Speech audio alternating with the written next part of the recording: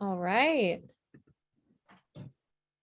Here we come. Hi, everyone. We're just giving it a couple minutes for everyone to get on our call. But happy Friday.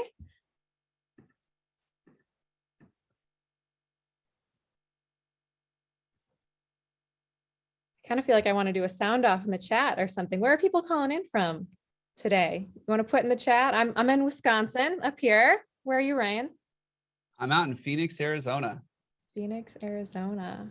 Excellent. So probably across all time zones here. Yeah, look at that. California, Colorado, Texas, West Virginia, Illinois, Tennessee, Salt Lake. Look at all this. Hi, everyone. We got the whole country.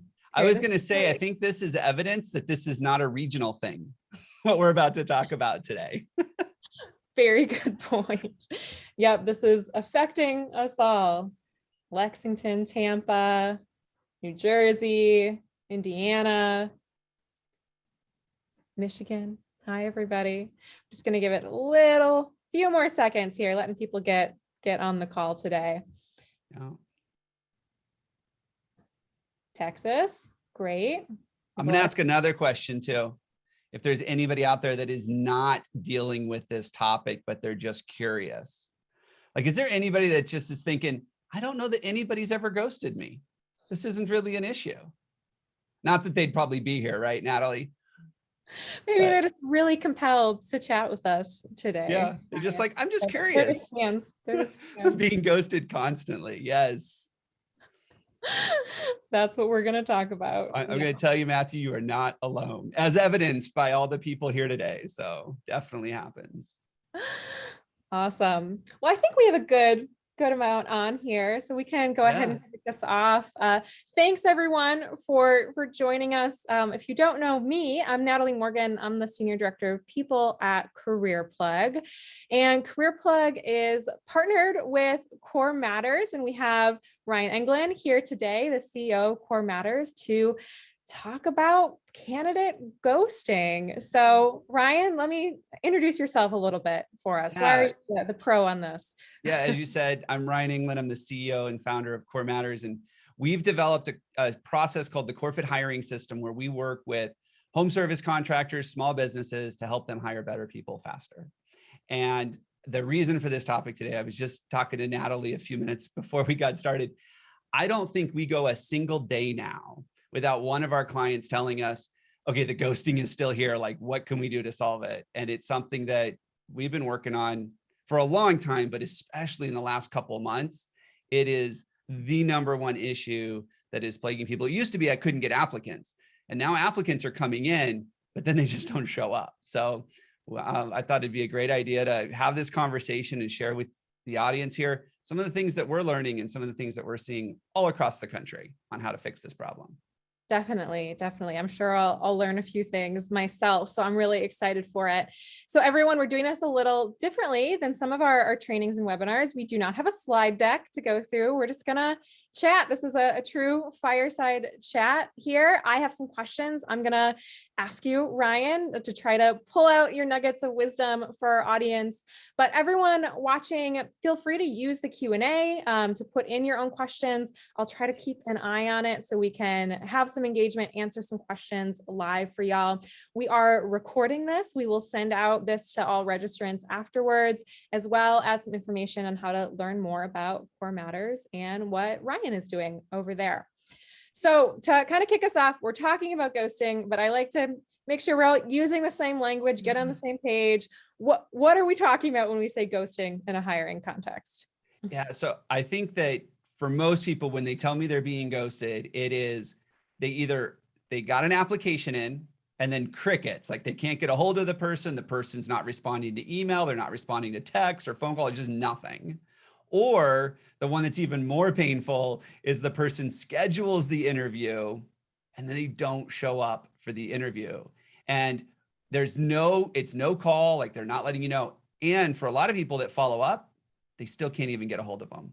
So this person just fell off the face of the earth. They cannot find out what happened. So that is what we're dealing with right now. Got it.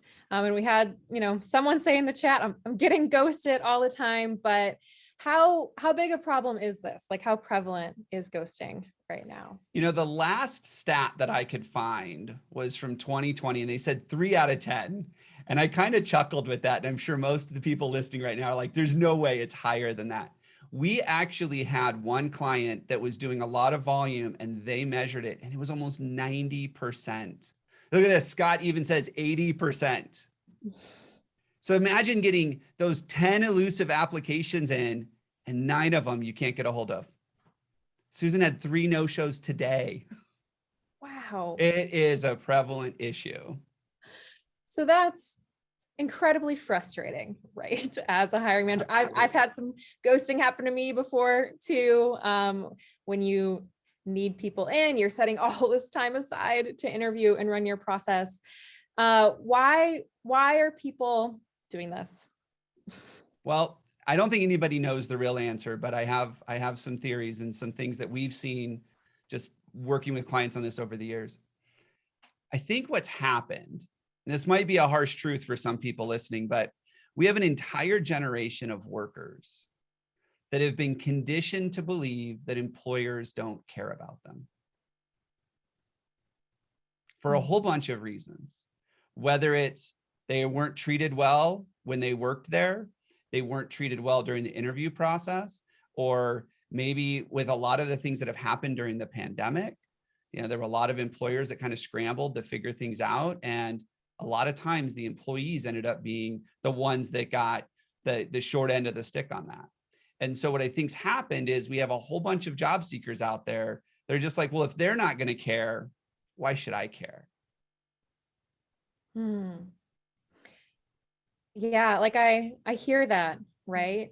So can you go a little deeper on that? Like, I mean, getting in the job seeker's head, like employer doesn't care about me. So I think like if we step back to how hiring has worked in the past, I mean, part of it's common courtesy, right? You show up for your appointments. If you're saying you're going to do something, why apply for the job if you didn't want to be contacted for it? Can you expand? Well, here's something, and this has been for about the last decade. We've seen this. Almost 2/3 of people that apply for a job never hear back from the employer. They never hear back. 2/3. We're talking almost 70% of job seekers apply for a job, and then their application just goes into some big black hole to be ground up and shredded or whatever happens to it because of HR shortages, because they can't process applications fast enough, or maybe they already hired somebody and they're too afraid to tell the job seekers, hey, we already hired someone. And so what I think is happening is a lot of job seekers like, well, if they're not going to care about my application, why should I care about doing a thorough application? And that's where we use that a lot. Because one of the complaints I hear is I get these applications and they don't answer my questions. They don't have a resume. And well, again, employers have conditioned job seekers by saying, hey, 2/3 of the time, we're not going to reply anyways. So why put a lot of effort and energy into the application? And it's a vicious cycle, because then I see it on the employer side, and it's like, well, you didn't put energy into the application. That's why we didn't reply. Like, it's a vicious cycle. So I think that's where some of this is coming from, is that people are just applying in mass. They're not really caring. I mean, if we did a quick survey, I'll bet 80 or 90% of the people on this call right now would say, sometimes I'll even call a job seeker, an applicant, and they'll be like, who are you? I don't remember applying, because they're just doing it en masse. And I think that's what's happening is we have job seekers thinking one thing, we have employers thinking another, and it's just this vicious cycle. And somebody has to step up and say, I'm going to break the cycle and break out of this. And that's what we coach our clients to do. Well, I think that's the right follow-up question then is, how do we break the cycle? Like, how can employers, people on this call, myself, am I hiring? Like, how can I cut above this noise and people remember who I am and be excited to get that follow-up?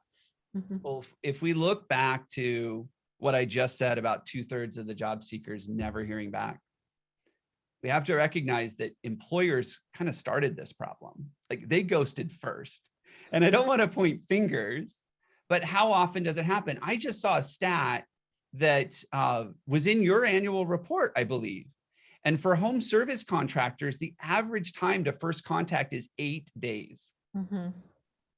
Like, So if I'm applying and looking for work and it goes 8 days, like I've moved on. I'm talking to somebody else. Maybe that person's already had a job for 7 of those 8 days, right? Because people are hiring so fast. So one of the first things we have to do is we have to understand that when someone comes in, especially to Career Plug, and you get a notification that you've got a new applicant, you need to treat that like it's a lead for your business, like it's a potential customer. And no one would ever let a customer lead sit 8 days. It's ludicrous. We would never do that. So don't let them say, I say the target's 15 minutes. And I think that's what Career Plug actually says is the target. 15 minutes from the time they come in to the time they get a response from you. That's step one. Yeah, 100% agree. When I'm talking to clients too, it's when I, showing them how to use Career Plug and review applicants. I'm like, this is a daily and hourly as people get in thing. You don't want to leave people sitting for a week. Just like you said, you would never leave a sales lead for the same thing. Oh, I know business owners that they'll take a sales call on a weekend or at the kids' soccer game. But for some reason, when candidates are coming in, they're just like, I'll get to it on Monday. Right. And I want to address one thing I saw a lot in the chat, and a Q&A question came on about it around kind of this perception of unemployment, right? Does it have anything with job seekers just applying to jobs to check off that box for unemployment? Do you have any thoughts? I don't think that's as big a deal as maybe the media would have you believe or some other things. What I think's happening with that is the unemployment, the stimulus checks, a lot of things that have happened in the last couple of years is opened up the minds of the employee to say, wait a minute, there are other ways to make money than to go work a 9 to 5 or overtime or weekends or anything like that. That's why we've seen such an increase in the amount of people taking more of the gig jobs. Like they go Uber a couple of days a week, they get the money they need, and then they're done working for the week. Like they don't have that 9 to 5 commitment.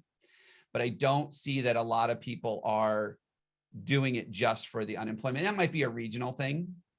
But what I think's happening, and this is where I kind of have that love-hate relationship with the job boards, is the job boards have made it super easy for job seekers to apply for a lot of jobs in mass, right? You save your profile on Indeed as the job seeker and you hit apply, and Indeed fills out most of it for you.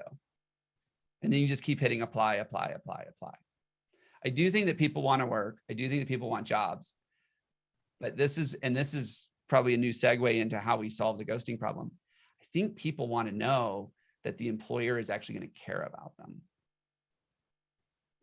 Yeah, I couldn't agree more. And I'll validate kind of what we've seen at Career Plug as far as this unemployment question, right? Which is kind of a hot button topic, and certainly some percentage of that is always going to be true, but it really isn't, in our experience, in our surveys of job seekers, shown to be that main reason. So let's dig deeper on that. How do we show job seekers that we're going to care about them? What does that actually mean? So you probably heard this phrase before, is people don't leave jobs, they leave people. They leave bosses, they leave managers. And if we know that, then our recruiting efforts should be directed towards helping solve that problem. Yet what happens so often is we see somebody take the same job description that they had 10 years ago that has a bunch of bulleted lists of all the work this person has to do. And there's no mention of the people you're going to be working with. There's no mention of the leadership team, or almost 70% of job seekers want to know, who's my boss going to be? Tell me about my hiring manager before they apply. We don't see that. And so one of the things that we recommend is in your job ad, write a little bit about what it's like to work there. Not a history. We started 47 years ago. Nobody cares about that. Like, what's it like to be on your team? How do people communicate? How do people connect? And this might sound a little warm and fuzzy, but I truly believe that employees, they want to work for a place where they feel like they belong. They want to be excited about the people they work with and the kind of work that they do. And they want to be able to say, I'm going to leave my friends, my family, and my fun, and I'm going to go work for this person. Because they're my friends, my family, and my fun. Like the second, you know what I mean? And so I think that's the first step is in your recruiting efforts, promote yourself as an employer that they want to spend time with, that they, place that they'd enjoy working. So that's the first thing, is really put your best foot forward. One of the things that I ask a lot of employers about is how many of them have customer testimonials. And in a room of 100 people, 100 hands will go up. How many of you have employee testimonials? And they look around like, is that a thing? Are we supposed to do that? Employees are so great at telling people what it's going to be like to work there. And if they're connected to you as the employer and they go, wow, that looks like a cool place to work, when they get an email from you, they're looking forward to it. So they're going to be much more likely to connect with you early on. I agree. And yeah, someone had asked a question in the chat, like, how do we show people we care if we can't actually get in contact with them? But I think you're starting to hit on that, right? It's what are people first seeing in the job descriptions? And someone had a related question, would getting current employees to rate the company on Indeed or Glassdoor, other sites, help would that help reduce the ghosting there? Can you talk a little bit about, beyond the job descriptions, your employer brand, like what other resources are available so people can show off care and intention before the interview? Yeah. And it's interesting. A lot of people will ask me, should they go get reviews on these pages? And I'm like, absolutely. But more importantly, leadership should comment on those reviews when possible, and not in a negative way, right? Like if it is a negative review, explain, what you're doing different and what's happened and why. Don't justify it. Don't blame, don't make excuses, but really come across as authentic and say, hey, we know that we're not perfect. We have some clients that actually put that in their job ads. We know we aren't perfect. And we're not going to put out there that we're perfect because we know we'd be lying to you. And a job seeker sees that and goes, wow, that's a breath of fresh air, because my last 2 jobs, they lied to me, right? And so there's a lot of opportunity to get those reviews out there. I also tell people that if you do get employee reviews, employee testimonials, have them record a quick selfie video. Everybody's got a camera in their back pocket now. And we had one client that they had a couple of their technicians go set up their camera on the back of the truck, and they just recorded a selfie video for like 60 seconds. And you can just feel the passion and enthusiasm coming through that video of what it's like to work there. There's a lot of ways to connect with people early on. Yeah, and someone asked in the chat that I want to actually answer for them. When someone applies, can we do kind of an auto reply or something after someone is applying to your job? And I just wanted to share kind of what I do at Career Plug and get your thoughts on it, Ryan. So there is an automatic message that goes out to applicants when they fill out your application that you can customize. So when someone applies to a Career Plug job, it's thank you for applying, we'll reach out shortly. In the meantime, go check out our careers page. So I'm linking them there to learn more. And then I also link them to one of our employee review sites where people have left reviews and they can read more about the company. So until they get that follow-up, I'm giving them more to do in research in the meantime. I think it's fantastic. The links in there, that's a big deal, is the links. Yeah. So not just kind of having that, standard auto reply message. People are going to get that for most jobs, but starting to look at where you can personalize it a little bit, even if it's as simple as linking back to your careers page, right? You don't have to get super fancy. If you have those employee testimonials, maybe you link one of those in there. So one thing that we've seen help in that response email, instead of leaving it open-ended, we're going to contact you eventually, is to say we contact all of our applicants within 60 minutes during normal business hours. Like, it sets you apart from everybody else. It says to the applicant, you're important to me, and I am going to make sure that this is a priority. Yeah, I love that. I can think about the times when we followed up quickly and for just an invite for a phone screen or something, people like, wow, like, thanks for getting back to me so quickly. And then it's scheduled, right? They know who we are. They just applied that day. They haven't forgotten about us. So I've seen that really work. So how about, they apply, what other strategies is it to actually, get people to to the interview. You scheduled an interview, let's say, right? Yeah. And then someone goes. Talk a little about that. So one of the things that we've learned is that people genuinely will follow through on their commitments when there's a reason for them to stay connected to the person that they're committed to. So to break that down, we get a lot of people that do phone screens. Like I think that's even an option in Career Plug. It's kind of default, like, hey, you can do a phone screen. And they do this phone screen. It's like, they review the application. Okay, do you have a driver's license? You know, are you 18? Are you eligible? All the questions they've already asked, they just review those to confirm them. And they say, okay, great. Can you interview on Tuesday at 2 o'clock? And they're like, yeah, that's fine. Most job seekers aren't going to say no. They're going to take the appointment. And then the next employer is going to call and say, hey, can you meet on Friday at noon? And all of a sudden it's like, yeah, I can take that. And so they might have 3 or 4 interviews before they actually get to your interview. And one of the hardest things to do for a lot of job seekers is to call somebody and say, hey, I took another job. In their mind, it might be a waste of time. It might be an inconvenience. They might not want to get yelled at. They may have gotten yelled at before for bailing on that. And so what we like to do is, instead of that phone screen being about compliance and administrative work, connect with the person on the phone screen. So we do a lot of role plays around this.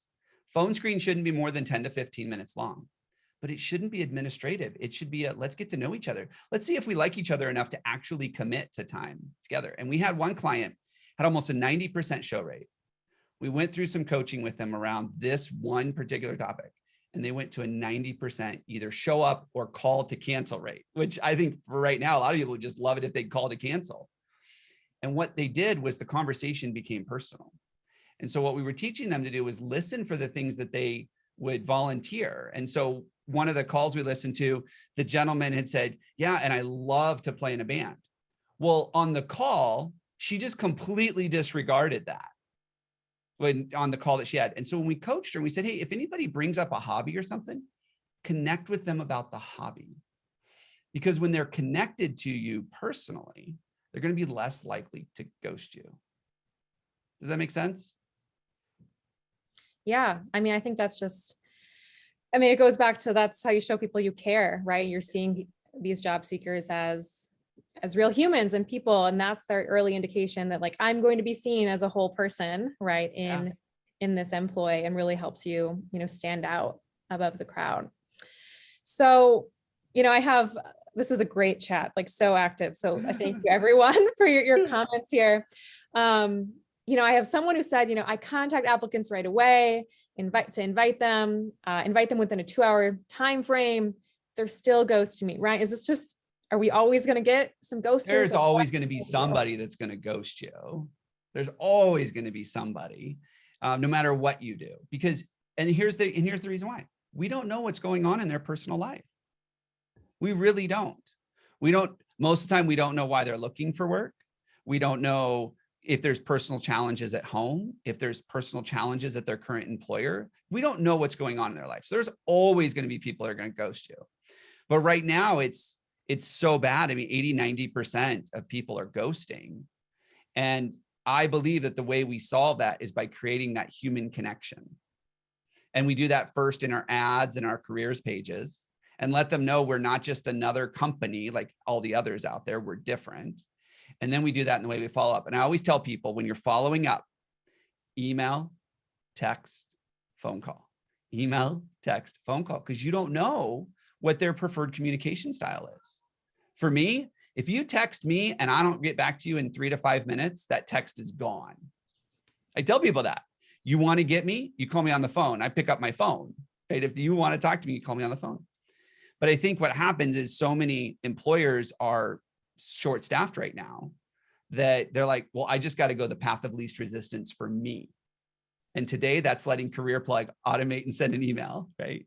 And that's what they do. And they don't bother picking up the phone because that takes extra time.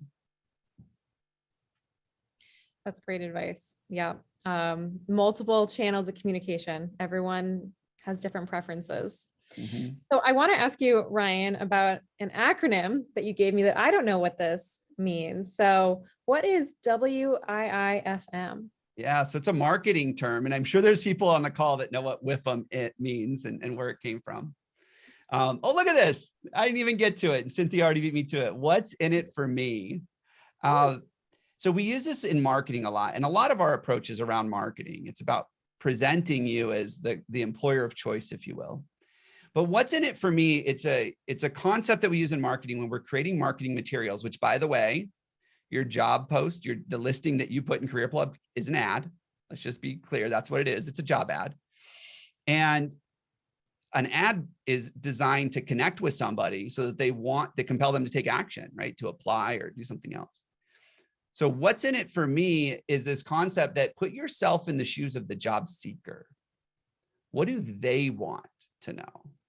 What's in it for them to apply? What's in it for them to show up? What's in it for them to schedule the interview? Like, really think about what's in it for them. And so a lot of times when we look at what's in it for me, we have to understand who our job seekers are. And one of the ways we do that is by creating some kind of persona to better understand them. What motivates them? What goals do they have? What dreams do they have? What's important to them? And then creating an ad and creating a recruiting process that supports that. I love that. Yeah, something we've seen that some of our clients have done just on the job posting level itself is kind of reorganize those sections. So they're starting with that, what's in it for me. They're starting with benefits and perks and culture before getting to those responsibilities. It kind of shows the priority of the company, and that's had a good response for a lot of people just to get more applicants in the door, which is great. Yeah. So I had a good question here I wanted to get your opinion on from someone in the group. Do you believe in group interviews as a strategy to get applicants together? So every interview style or every interview type has its pros and cons.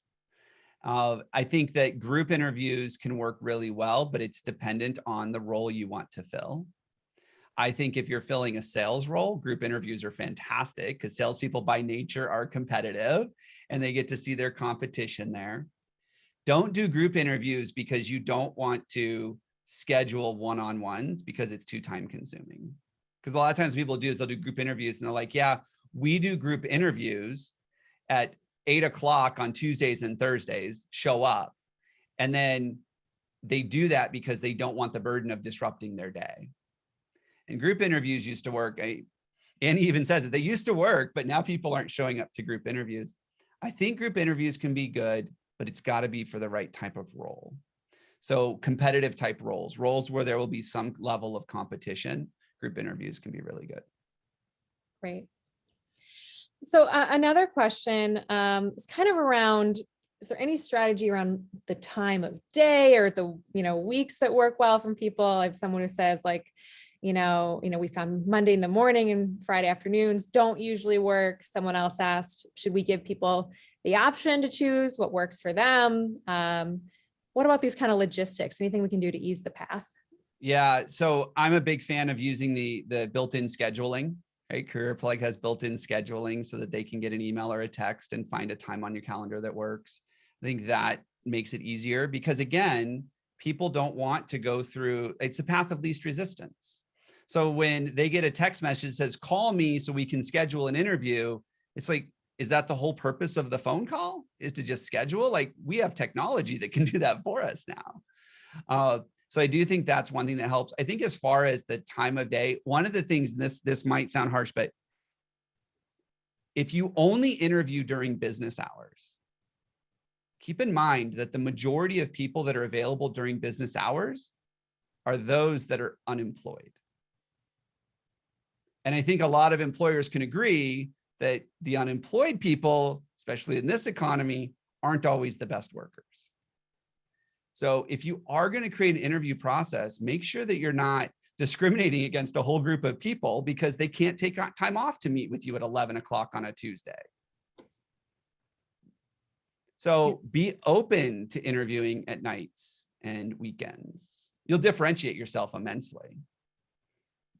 But be open to that so that they don't have to take time off, especially if you're hiring for a position that doesn't normally get PTO or doesn't have the flexibility to do that.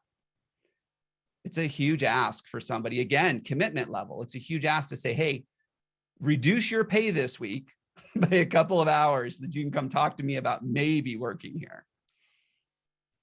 Yeah, that's a reality. That's a good thing to point out. So we're almost at time here, Ryan. This time is just like flying by. We could probably talk about this all Probably. afternoon. Yeah. If you had to, one action item, our next step to help kind of prevent this candidate ghosting issue, what would you call out for people? I think it's make sure that you're responding in a timely manner. I mean, that's probably it's probably the hardest, but also the simplest thing to do. Is when that application comes in, a lot of people will tell me, oh, I get back to them right away. I'm like, what's right away? They're like, oh, within the day. Like, that's not right away. Like when they're applying, they're in apply mode. So as soon as you get that application in, you pick up the phone and you call them and then connect with them. Don't make it an administrative call or a compliance call. It's a get to know you call. Exactly. I love this. People are already saying, can there be a part 2 of this? Right? Maybe it's a big topic. I do want to make sure y'all know where to go to get more information and learn more about Core Matters, who obviously can coach on this and has had a lot of success. So we'll send out a follow-up email to everyone. But if you have your phones with you now, we actually have a quick, QR code. You can go to a landing page and get some more contact information. Yeah. This actually takes them to our masterclass. So we have a 1-hour masterclass that we've put together that walks through a little bit of our process, how we solve the problem and why it's different. And there's even some training in there too. Remember when I had mentioned the persona, like really understanding the job seeker? We're actually going to walk you through that in this masterclass. So you can go there and get registered and sign up for that. Excellent. Excellent. I'm going to check it out myself. Thank you everyone for joining today. Just great questions, great engagement. We'll send out some follow-up and maybe continue some more education on this topic in the future. In the meantime, have a great weekend, everyone, and happy hiring. Thank Bye. you, Natalie. Thank you, everyone.